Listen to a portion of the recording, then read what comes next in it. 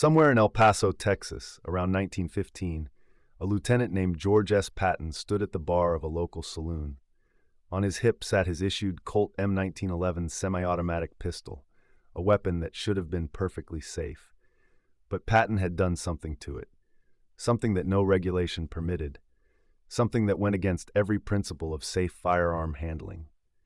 He had filed down the sear, the tiny internal piece of metal that holds the hammer in place, until the trigger required almost no pressure to fire.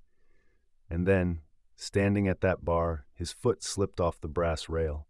The jolt traveled through his body, through the pistol tucked at his waist, and the gun went off. The bullet grazed his own thigh and buried itself in the floor. Any other officer would have learned the obvious lesson: don't turn a combat sidearm into a hair-trigger time bomb. But George S. Patton was not any other officer. Instead of blaming the modification, he blamed the weapon itself, the entire concept of the semi-automatic pistol. And in that moment of stubborn, reckless, characteristically Patton logic, one of the most iconic images in American military history was born: the ivory-handled revolvers that would ride on his hips through 2 world wars. If you find stories like this fascinating, real history that reveals the man behind the legend, make sure to subscribe to this channel and hit that notification bell. We bring you the untold details of the greatest military stories ever lived. But here's the question most people never ask: why did Patton modify that trigger in the first place? What was it about the standard military issue pull weight that a future 4-star general considered a fatal liability? The answer starts in an unlikely place, not on a battlefield, but in the saloons and dusty roads of the Texas-Mexico border, where a young Patton spent years absorbing the last living traditions of the Old West gunfighter. Stationed at Fort Bliss in Sierra Blanca, Patton didn't just serve his time. He sought out the men who knew how to fight with handguns, not from a manual, but from experience. He befriended local lawmen, Texas Rangers, and frontier characters whose expertise with revolvers had been earned in actual gunfights. One of them was a town marshal named Dave Allison, who had single-handedly killed an entire gang called the Orozco Outfit, 6 men, all shot through the head at 60 yards. Patton went hunting with Allison. He spent time in cantinas listening to stories about how real encounters with real bullets actually played out, and he absorbed 2 fundamental principles that the Army didn't teach. First, the handgun should never be drawn and pointed unless you intended to shoot to kill. Second, and this was the one that would nearly cost him his leg, the man who fires first almost always wins. That second principle haunted Patton, because the weapon the Army gave him, the Colt M1911, had a factory trigger pull designed to prevent exactly what Patton wanted: a fast first shot. And to understand why he took a file to his own service pistol, you need to understand what happens inside a firearm when you pull the trigger. Inside any gun, there's a precisely machined component called the sear. The sear is a small lever that catches and holds the hammer in the cocked position. When you pull the trigger, it pushes the sear out of engagement with the hammer. The hammer falls forward, strikes the firing pin, and the gun fires. The amount of force required to pull that trigger far enough to release the sear, that's your trigger pull weight. It's measured in pounds. A factory M1911, the standard issue sidearm of the United States military from 1911 through 1985, had a trigger pull of roughly 5 to 7 pounds. That resistance existed for a very good reason. Soldiers under stress grip their weapons too hard.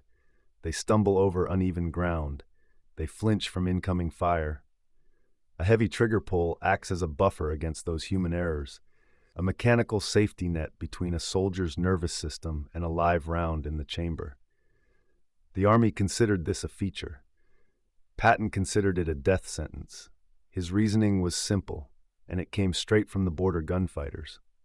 In a close encounter, the kind that happens at 10 feet, not 100 yards, you don't have time to take a deliberate sight picture, settle your breathing, and squeeze through 5 pounds of resistance.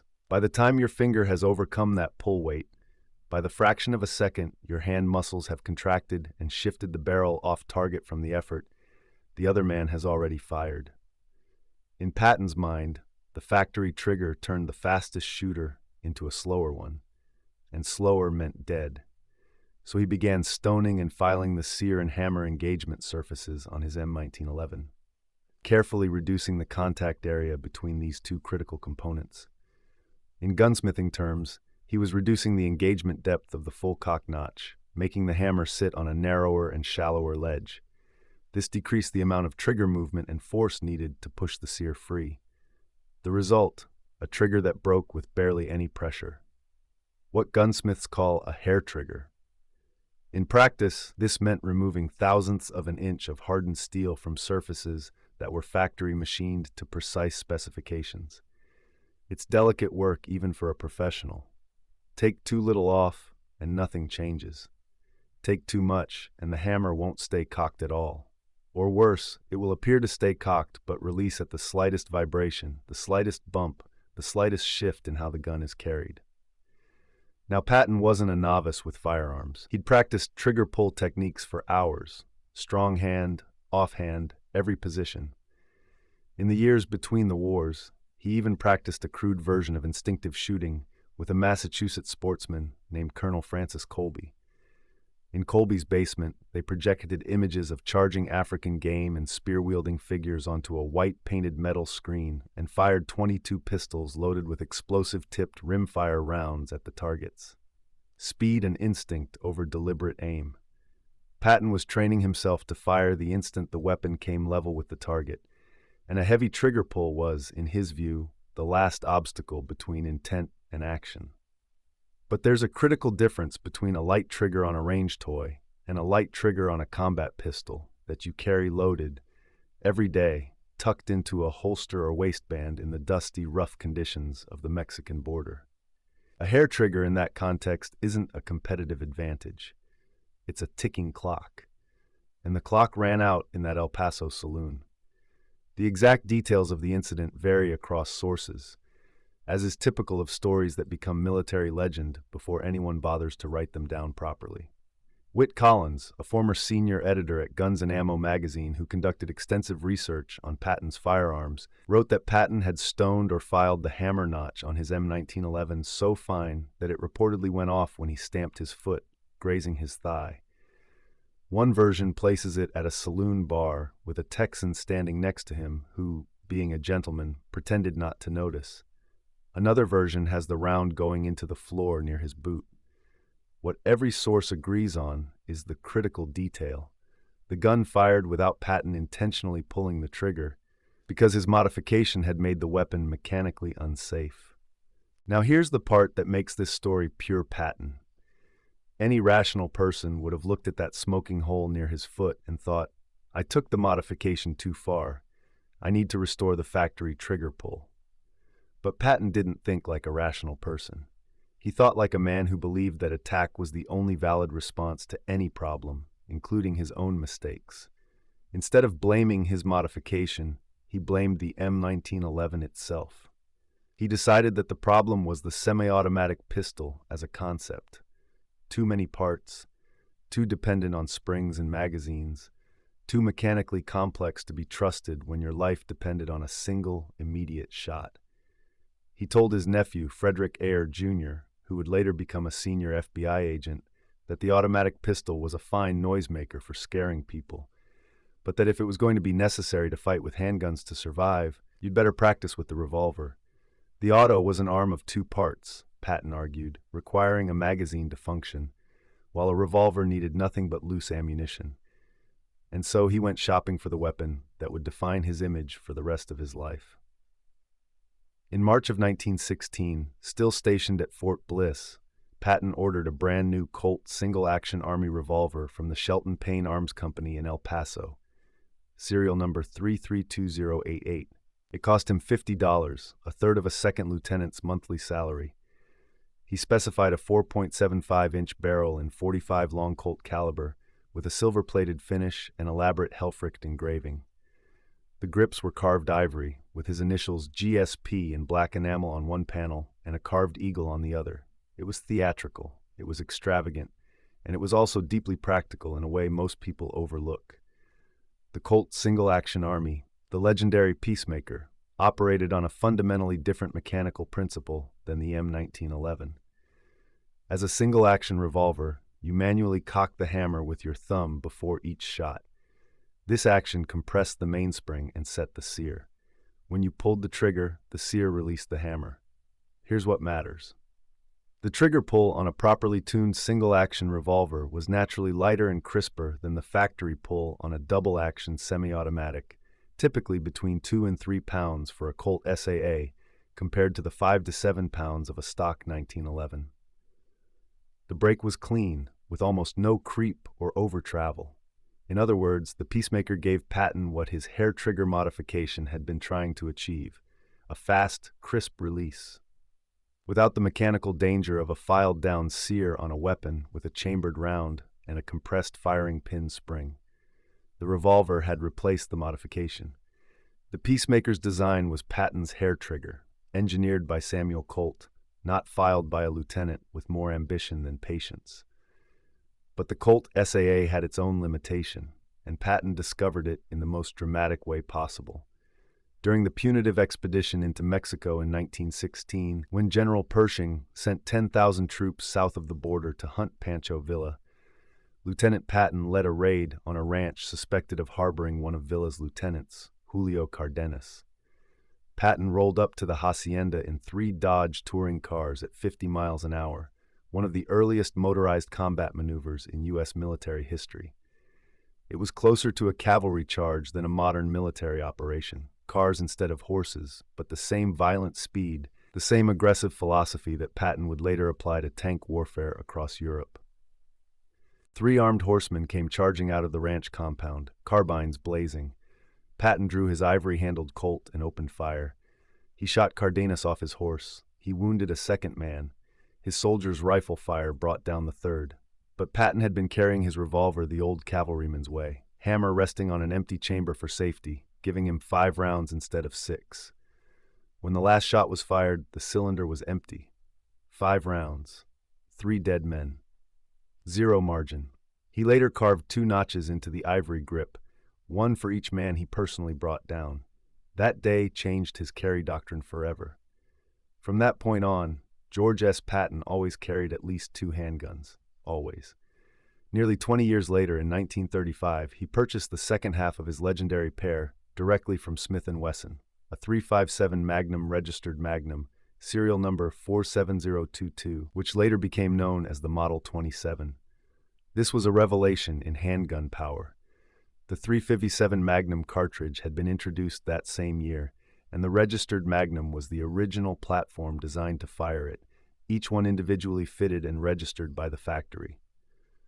With a 3.5-inch barrel, the gun was compact enough for a duty holster, but chambered what was then the most powerful production handgun cartridge in the world. Patton had it fitted with ivory grips bearing his initials, matching the Colt. He designated roles for each weapon. According to Whit Collins, who spoke with Patton's aides and family, the Colt SAA was for everyday carry, the gun that completed the image, the weapon that reminded his troops who was in command. The Smith & Wesson .357 was what Patton called his killing gun, the weapon he would draw if the battlefield situation demanded that he personally fight for his life. Think about that designation for a moment. A 4-star general, commanding hundreds of thousands of men, deliberately carrying a specific handgun designated for the purpose of personally killing an enemy at close range. That's not a symbol of rank. That's a statement of intent. And it wasn't hollow. Most generals in World War II carried sidearms as administrative accessories. Bradley carried a standard M1911 and rarely thought about it. Eisenhower carried a pistol because regulations required it.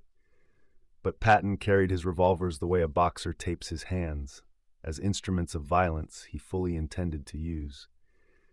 When the men of the Third Army saw him arrive at the front, not 50 miles behind it, but at the front, with those ivory handles catching the light, they weren't seeing theater.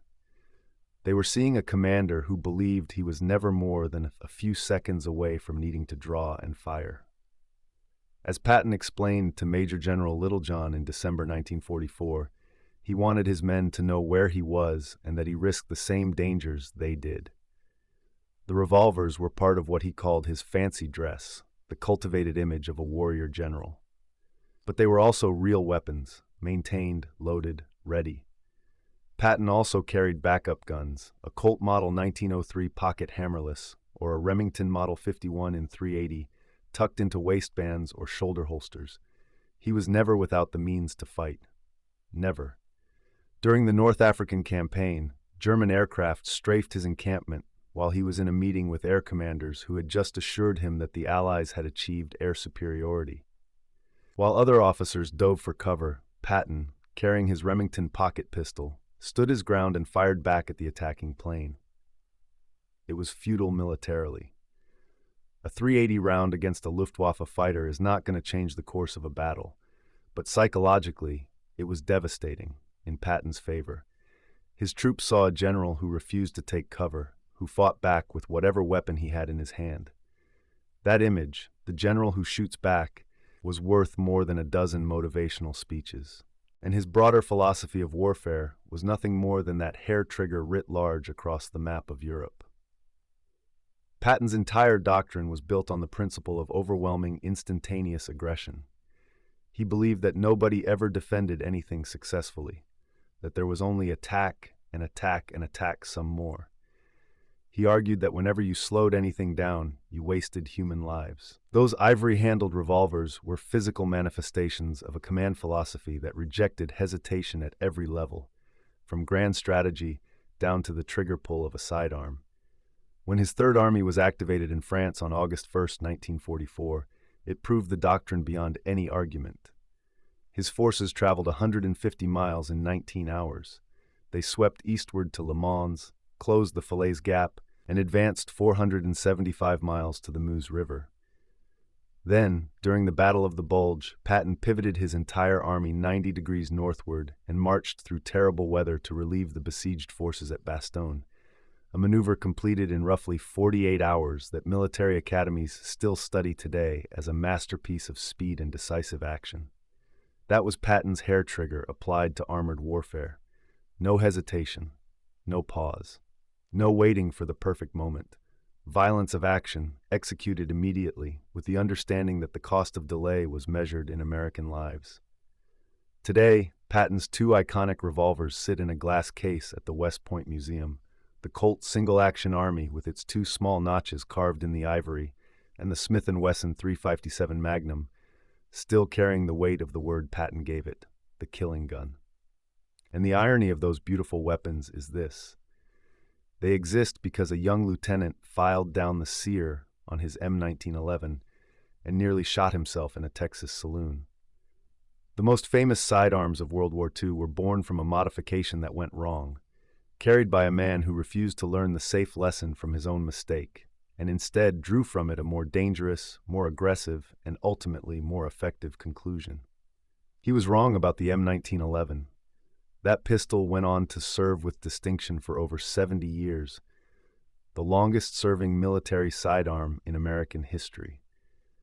And in a twist that Patton might have appreciated, the modern descendants of that same pistol now come from the factory with precisely the kind of refined, lightened triggers that Patton tried to create with a hand file back in 1915.